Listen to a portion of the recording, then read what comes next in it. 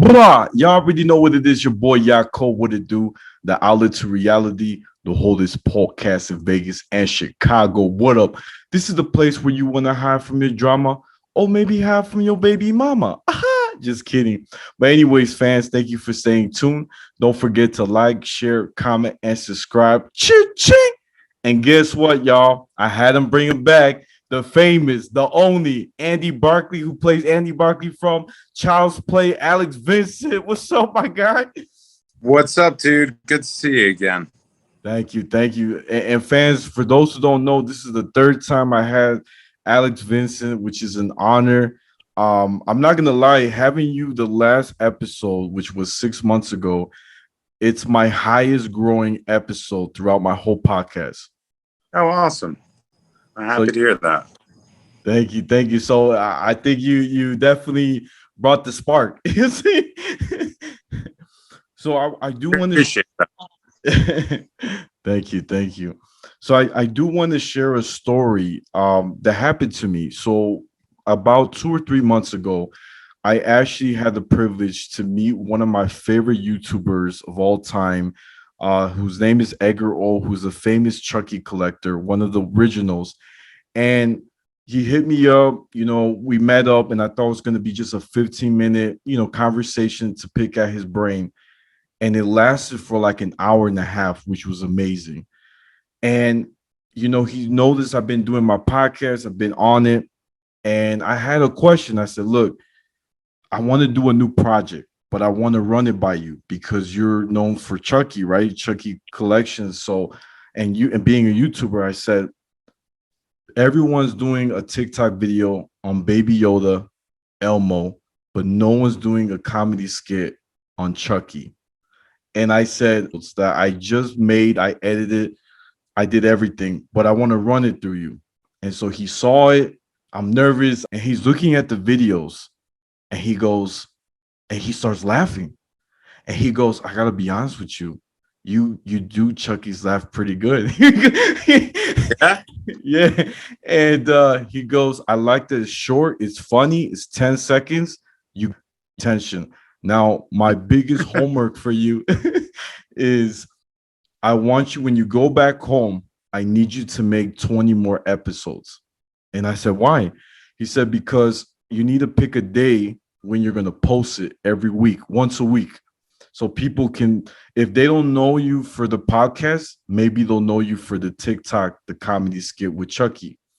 And so it was so nice. He gave me that, that homework, and I needed that advice. And one of the last questions he asked me, he said, depending on your answer, I might walk out of this table.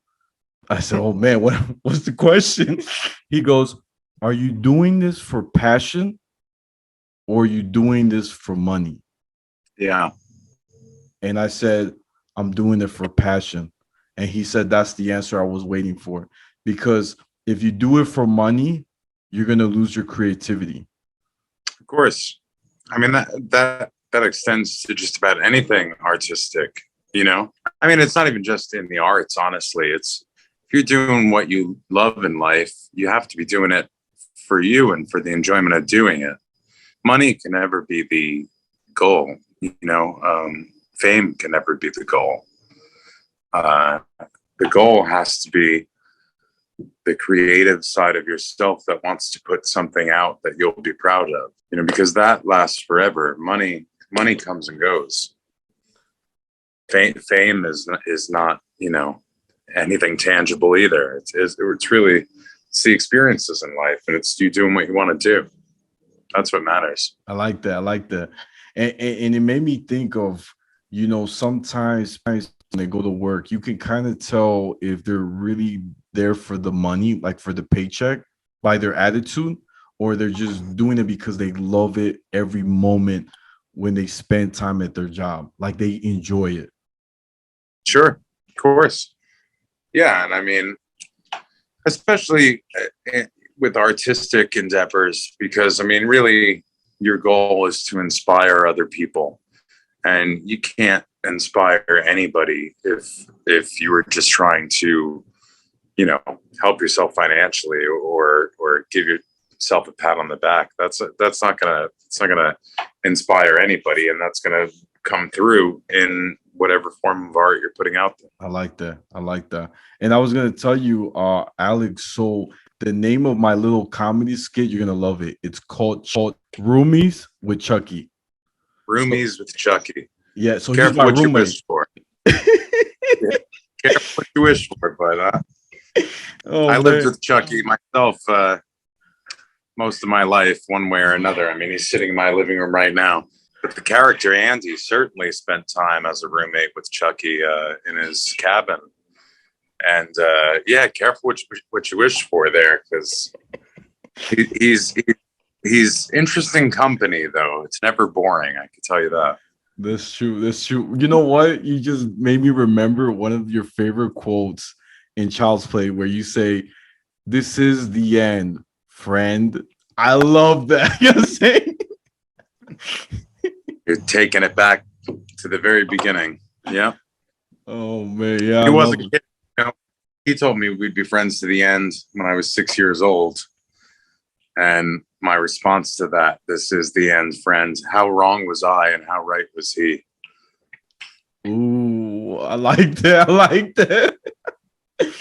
Oh man, that's good. Well, look, Alex, I have to ask you something. I gotta pick at your brain because all the fans want to know. So I know season 2 is finally coming, October. Yeah, the second coming, 2 weeks away. Yeah, and so everybody wants to know when did you actually started filming that? Like, for the production, was it last month or 2 months ago? The production of the show, I think, ran from this time, I think the end of April to the end of August. You know, I wasn't there for all of it. But I think that's about what it was. It was all of May, June, July, and August. So basically 4 months. Oh man. Yeah. And did you guys stay in Toronto or was it a different country or a different state? No, it was shot in Toronto once again. Yeah. Oh wow. And after you guys did a long like filming and recording, did you guys get to hang out like for dinner like afterwards? Sure. Of course. I mean, you know, first of all, when you're out there on a production, especially these days with COVID and stuff, and not wanting to fly people in and out of international flights and going across the border and all that. And there are not exactly quarantine like there was the first season, but there are, you know, like isolation restrictions and stuff as far as that goes. So you're there for an extended amount of time, even if you're not doing a lot of work. So there's a lot of downtime always. So yeah, of course. I mean, we're all family. So any downtime that we get, we're gonna do our best to get together and have fun. Sure. I like that. I like that. And any good restaurants that you can remember that you guys ate at that you recommend? There's a lot of good restaurants. I mean, downtown Toronto has restaurants all over the place. We spent a good amount of time in Yorkville. There's a lot of good restaurants out there. Toronto doesn't fall short of food. There's food all over that city, and all of it's really good. So, yeah. Wow. Did they have I gotta ask this, did they have pizza? My guy, did they have pizza? Well, yeah, they have pizza, but it's not. I mean, I'm Italian from North Jersey, so pizza doesn't compare anywhere else in the world. But they don't do a bad job. They don't do a bad job. The food up there is pretty good. There's Italy or Italy. I don't know how they say it. It's an area of a lot of Italian food, and there's a lot of people from New York, it seems, have set up shop up there because I got a good sense of home from some of the Italian restaurants there. But there's a bit of everything, honestly. It's a very, very multicultural city, and all the food in town represents that. You can find good restaurants no matter what you like. Toronto's a fun place. Wow. I've never been there. I've dated a girl from Vancouver, but I've never been there. So my next trip. You know what I'm saying? I've never been to Vancouver. I want to. Oh man, we might have to book a trip. You know what I'm saying? Oh man. But Alex, this is crazy. Season 2, you guys are all back. I'm so shocked because you know what? The last time I had you, we did a whole review on the entire season of season 1.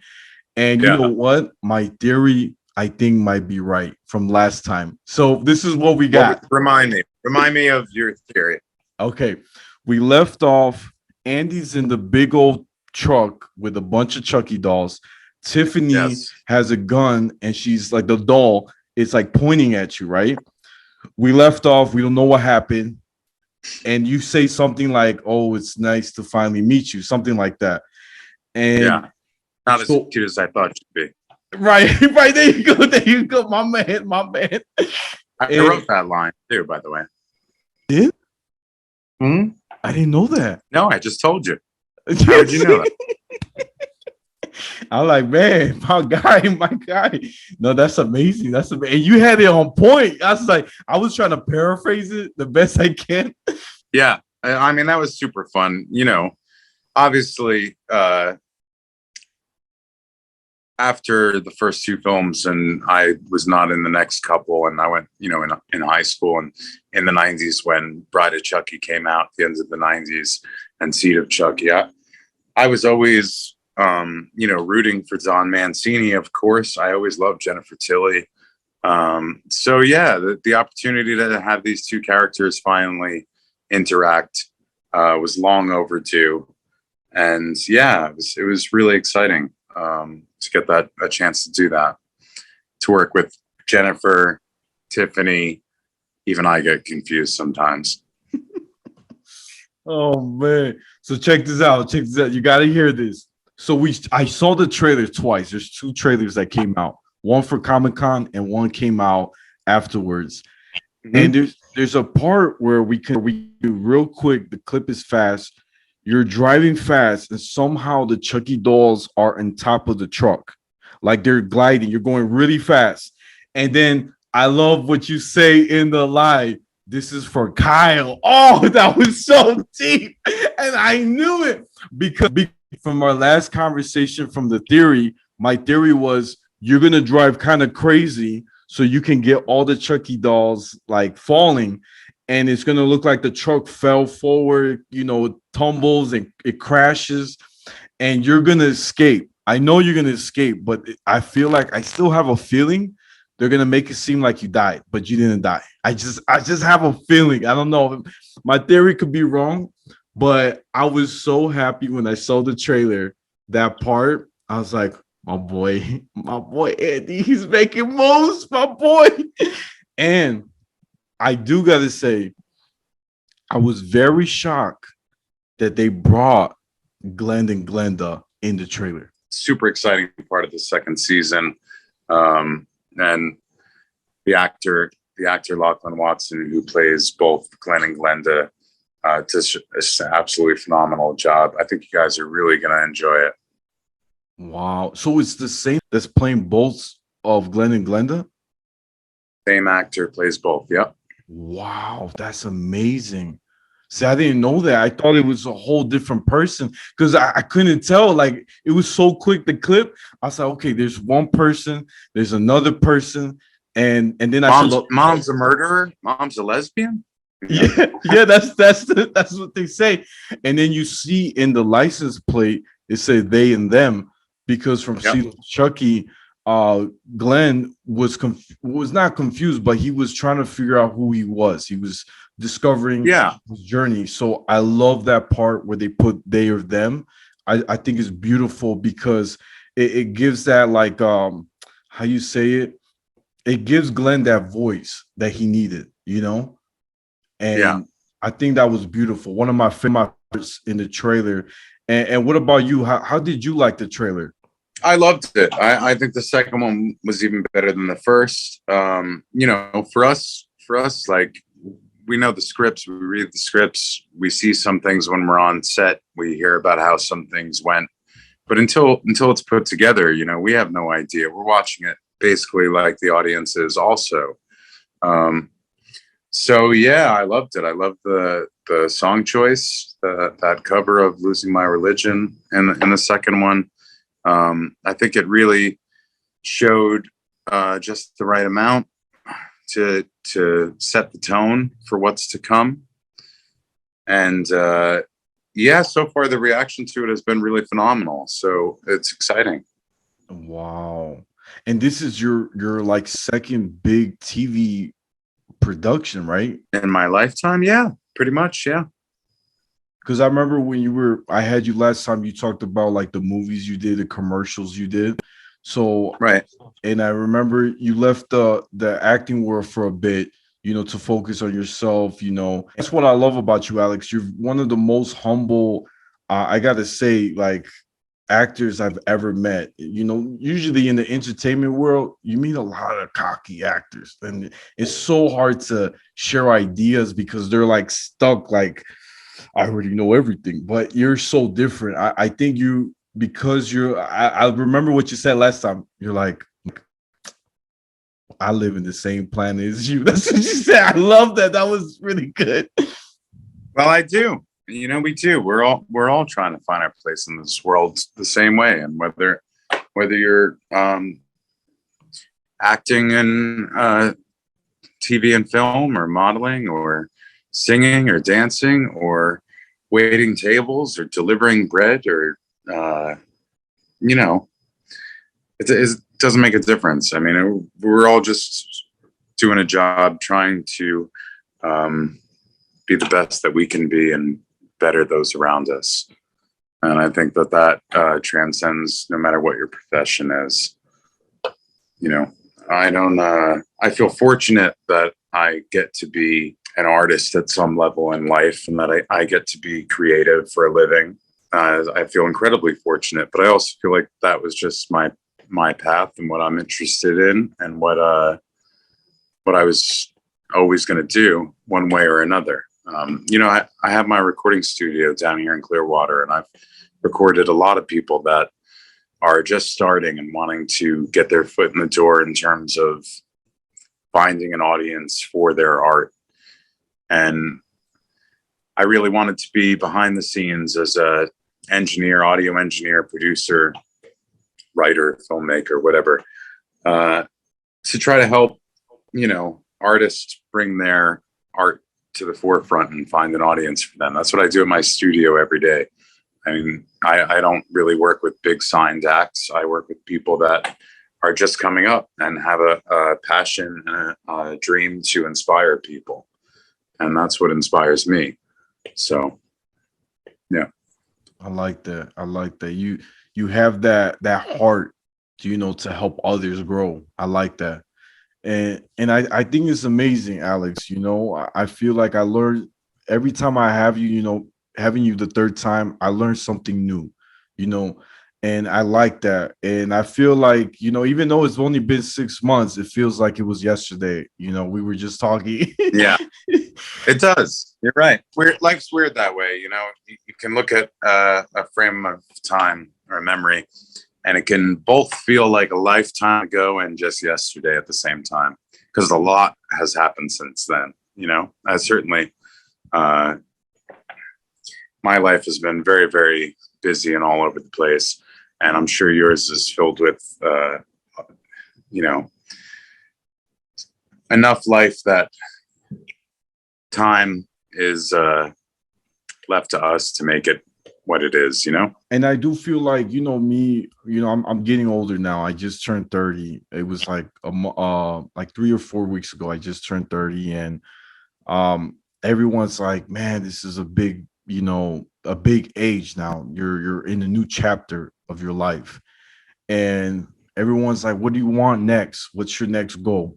I said, honestly, I still want to work on myself. I feel like when I find the right person, whoever it is, Mrs. Wife or Mrs. Boo with the flu, I'm gonna be ready for her. I'm learning new things. I'm learning how to make new different recipes, cooking.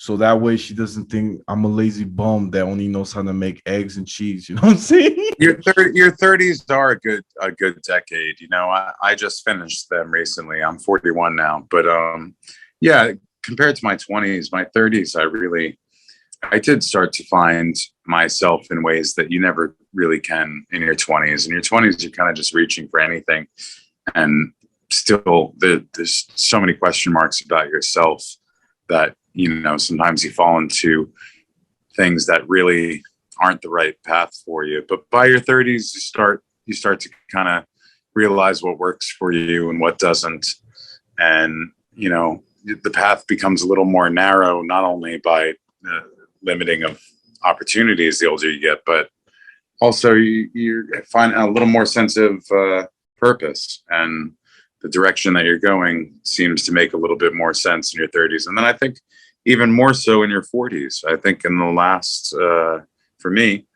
at least the end of my 30s, the last 2-3 years, you know, I think I've taken the largest steps forward in self-discovery and understanding my place in this world.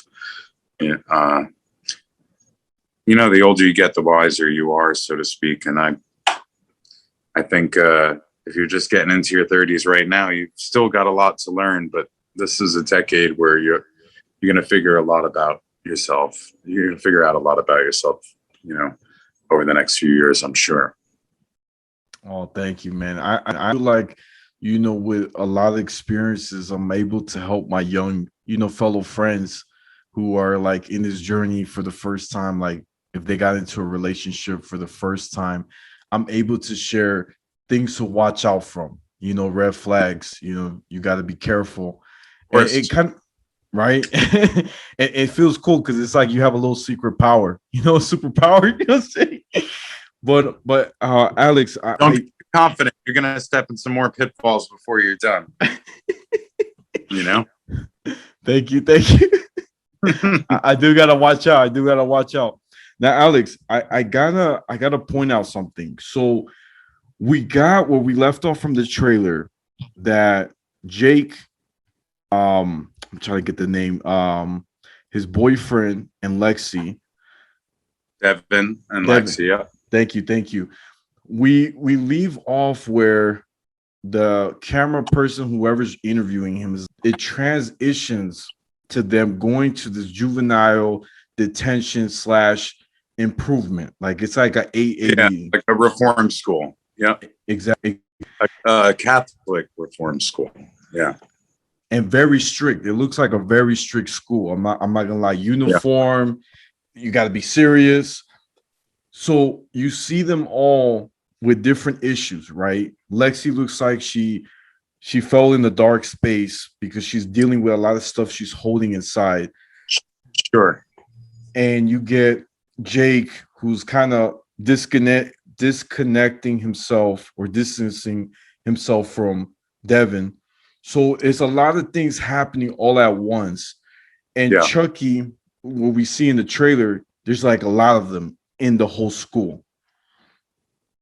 Now, the thing is, it's going to be interesting how they tie it in with Jennifer Tilly and Anika and Glenda, because there's a whole different, they're like in a different area, I feel. I know eventually they're gonna cross. That's how I feel. Well, I mean, it's all gonna reveal itself very soon to you. But yeah, you're right. There's a lot going on. There's a lot going on with the three kids and the very abrupt change to their life. And you know, they went through. We all know of Andy's trauma. I mean, they might be a little bit older, but it's maybe all the more traumatizing at that age to fully grasp the fact that, you know, your father, uncle, principal, aunt, friends, moms, all killed by a demonic doll. That's a lot to process for anybody. So yeah, they have their own thing going on, and of course Nika and Tiffany. You know, season 1 ended with Tiffany making quite the statement. So you're yeah, there's a lot to unravel about those relationships in this season for sure. And I feel so bad for Nika. Nika girl can't walk no more. It breaks my heart. She can talk. You can see a little bit. She does get possessed. Like that little Chucky soul is still in her time to time. But it just makes me so sad that she lost everything in the last scene. And like I love her because she's strong. She killed Chucky in Curse of Chucky. So I just feel like man, my girl's like really, and I feel like I don't know, this could be wrong, but I have another theory. My theory is Nika's gonna speak into the minds of Glenn and Glenda and convince them to help Nika to escape because Jennifer's in love with Nika. We already know that. She's like overly obsessed. Tiffany's in love with Nika. Yeah. Tiffany. Thank you. I keep, I keep mixing with the names. You're right. You're right. Confusing. Yeah. Sorry, even I get confused sometimes. Oh man, but yeah, I think that's what's gonna happen because if you watch the clip real fast, there's a scene where Nika's already outside.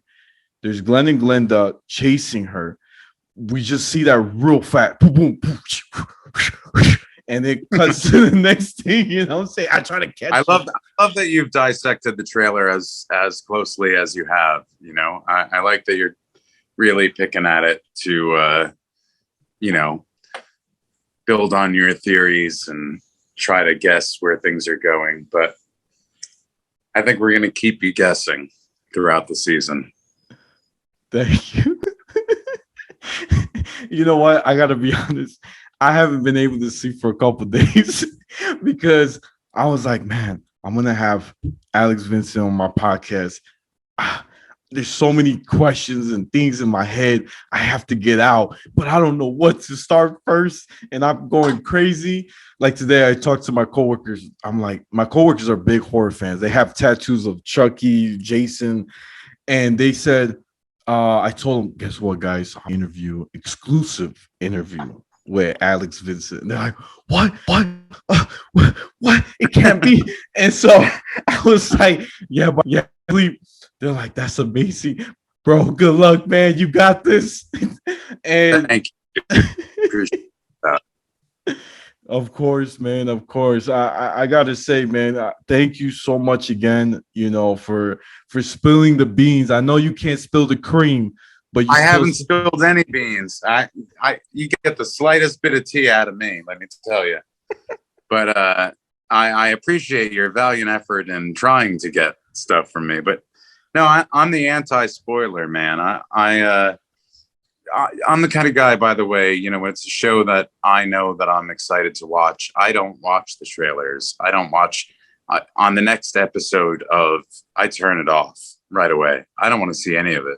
I know I'm watching and I don't want to theorize. I don't want little glimpses to build on my own thoughts of what could happen. I see the fun in that for sure. But personally, yeah, I'm the anti-spoiler. I want to know nothing, If I know already that I'm going to enjoy it, I just like going into it and having the entirety of the experience of it just all, being shown to me exactly the way the creators wanted it to be. Really deep. And Alex, I have to play one last game before I'm about to wrap it up. It's the quickest game ever. It's a quote. Go ahead. From all the Child's Play. I got to pick at your brain. So the line goes, Chucky, what are we gonna do? Don't you need a rubber? Aren't we a rubber? Rubber. I'm all rubber. Yeah. He says that. Which film? Oh, my man. You got it. I like that. And that line was supposedly improv, by the way. Brad and Jennifer were in audio studio recording that, and that I'm all rubber was an improv line from Brad. So I've been told. That's amazing. I think them two have one of the best chemistries. I'm so Yeah, that's of course. right. It's a love-hate relationship between the characters. You know, not the actors, but the characters. It's a very toxic, volatile relationship, much like mine and Chucky's. You know. This is true. This is true. Oh man. Well, Alex, look, thank you again for being on the show. Guys, don't forget season 2 of Chucky, the Chucky TV show is coming out October 5th. We're super excited. Alex, or anything or say anything about season 2 real quick? I just, I hope you guys really enjoy it. It's going to be quite the ride. And yeah, say a prayer for Andy. Well, guys, this is the outlet to the holdest podcast in Vegas and Chicago every Tuesday. Don't forget to like, share, comment, and subscribe. Ching! Y'all know where to find me. I'm on Instagram, YouTube, Spotify, The Ideality. My TikTok is at Yaakov28. And my Snapchat is Take One Pass It. And Alex Vincent, where can my fans find you? Oh, on Instagram, Alex_Vincent. Most of the stuff I do is on there. I have a Twitter. I don't use it that much. But yeah, you could go there, and the link in my bio has all the fun things. My recording studio, theloopstudios.com.